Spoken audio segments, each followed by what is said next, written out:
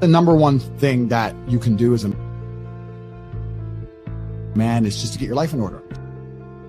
Just be the strongest, most honorable, best version of yourself. Don't be a bad person. Be a good person. Tell the truth. Be honorable. Protect the people that you care about. Be polite to everybody. Make as much money as you can. Go to the gym. Get in good shape. Find other guys who are on the same mission as you. That's what you need to do. And by doing that in and of itself, you're automatically going to be a beacon of resistance. Even if you don't do anything or say anything, just being a person who has his life in order, who's not struggling in his own mind, who's not depressed, who's not sad, who has other people on the same mission, same path as him, that's going to make you a beacon of resistance. The only thing you can control in your life is what you think in your mind. So if you're going to sit there and go, oh, I'm sad, you can change that. Why you would allow your mind to take power from you? Why would you let your own mind convince you you're not a lucky person or I'm not confident? Why would you let your own mind sabotage you? Why wouldn't you reprogram your own mind to be on your team? Feel like shit. It's supposed to be warning you that your life is shit and something must change. And it's supposed to inspire you to push harder. I know people who are depressed, but it inspires them to push further. They're like, I don't want this life. Fuck this. I'm getting rich. And there's also other people who are depressed who sit there and go, I'm depressed. I don't know why. Because you're broke. Because you're fat. Because you're losing. Speed is extremely important. Speed defies gravity. How does a plane fly through the air and defy gravity? Speed. It's moving too fast to fall. If you're always attacking life, if you're always doing things, if you're always making more money, if you're always traveling the world, doing this, doing that, new car, here, there, new podcast, meeting James English, boom, boom, boom. You know, if you're always doing things all the time, unhappiness can't catch you. I'm always looking forward to something. I wake up every day excited. Oh, I'll go do this today. I'll go do this today. I'll go do this today. And I very much live my life in a frame of, no, I have to do this. It's very much a, I get to do this. There's another thing that a lot of people make a mistake with when I talk to them, like, I have to go to work today. Change your language. I get to go to work today. Imagine you had no job. It'd be worse, right? Because otherwise you wouldn't be working. So you get to go to work. Oh, I have to fix the car. At least you have a car. You get to fix your car. Most people don't got one. Oh, I have to go get the kids. You get to go get the kids because you have these beautiful children who love you. You don't respect something, you can't value anything. You don't value anything, you can't be happy. It's kind of like if you're in a car traveling at 100 miles an hour, it doesn't feel fast, right? But when you're accelerating to 100, it feels fast. That's how life works. It's not about being in a particular place. It's about getting there. That's the only part that's fun. So if you're born with it, then I think life can be kind of sad. And I'm not happy now that I have money. I'm happy that I've worked really, really hard, like you said, and achieved goals, whatever, whether they're kickboxing or financial or whatever. That's all life's about. You cannot stop.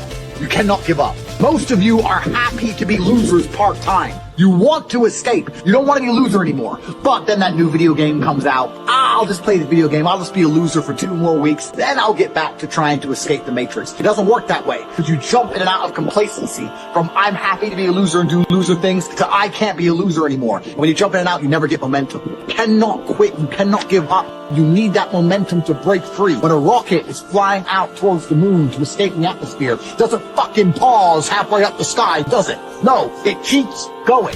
Every single second there are things happening.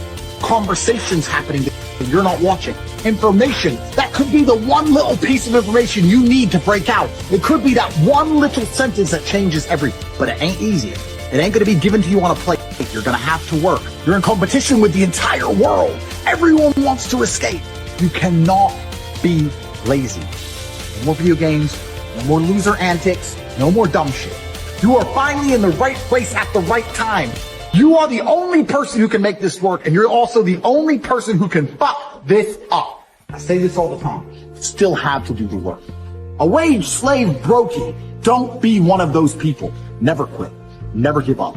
And if you only exist amongst the money, you're going to end up with some money. You are the sum of the 5 people you spend the most time with. Then why the fuck are you spending time with negative people? Or people who complain? Or unhappy people? Or unlucky people? Or negative people? Stop talking to them. It's a reality you have to create. And when you get your shit straight, it affects your entire life. And men understand this. They say, I understand you're the sum of the 5 people you spend the most time with. Then why are you friends with all these fucking nobodies? Why are you friends with these losers? Why are you doing it then? You're accepting what you're going to be. I love winners. I love winners. Show me a winner. I love winners all day long, my friend. That's who I want to be friends with. Winners That's what I want to be friends with. I don't want to be friends with anybody else. I don't see the advantage to it. And that's how I've always created my life, and it's served me very, very well. And I refuse to accept anything else because negative energy is extremely sticky. If you have friends who are talking negative shit, try and fix them. It's your duty. But if they're sticking to their negative narrative, you don't have a responsibility to them to a degree to sit there and allow them to pollute your life. Because that's what they're going to do. You have to get to a point where it's like, goodbye. When you're playing chess, you take every single opportunity to exert power. That's how you win. If there is a weak square, you conquer. If there is an undefended piece, you take it. If you can check his king, you'll check his king.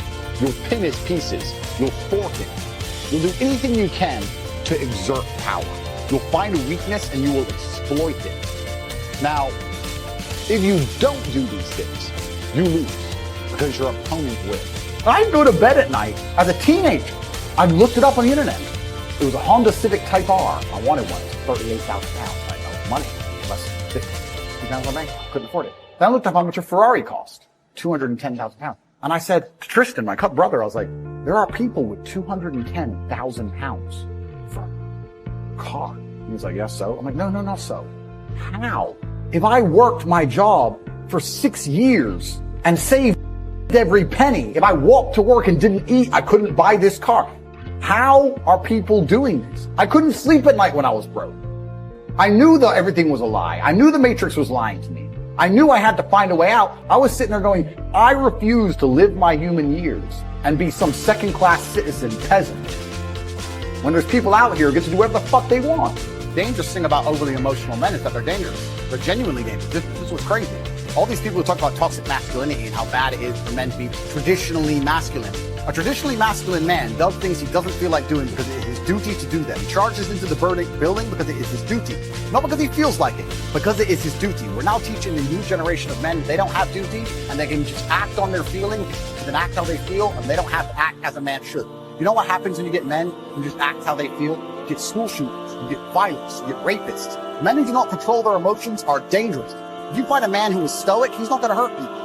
He's going to sit and think about his actions very carefully, and he's going to be a good man who protects, provides to his family. He can teach you stoicism. He can teach you young men to understand that the world is very, very difficult. It's hard to be a man. You're going to feel bad sometimes.